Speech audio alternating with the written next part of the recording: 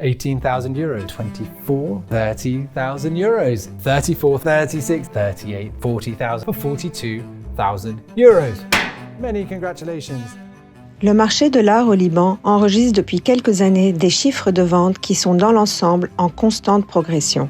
Grâce d'une part aux ventes en ligne et d'autre part à la crise financière, puisque l'art devient un placement attractif en période trouble.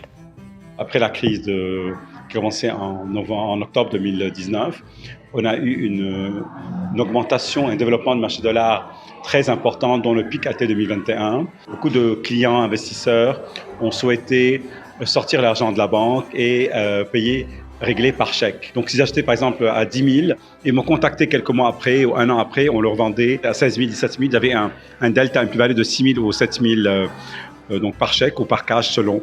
Et c'est ainsi de suite qu'on a beaucoup développé. Les gens continuent à acheter. C'est vrai en cash, il y a moins de transactions, mais le prix des œuvres d'art, des tableaux, des sculptures ont retrouvé leur juste valeur.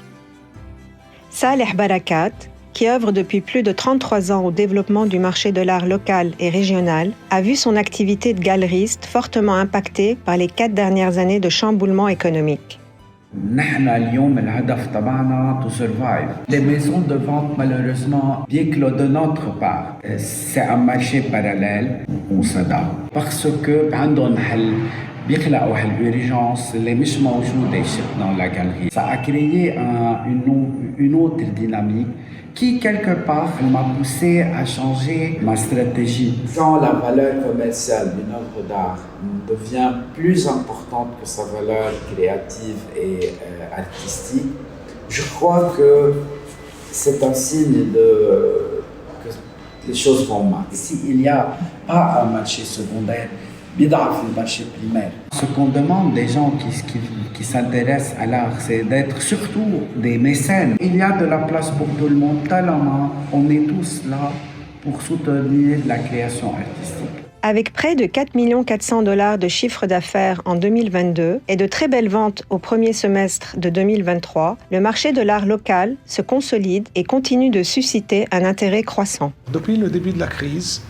je vois un bon mix d'acheteurs dans les ventes aux enchères. Il y a les collectionneurs historiques, il y a de nouveaux collectionneurs, il y a les spéculateurs bien sûr, il y a le tout venant, il y a l'occasionnel, et tout cela participe à l'essor du marché de l'art libanais.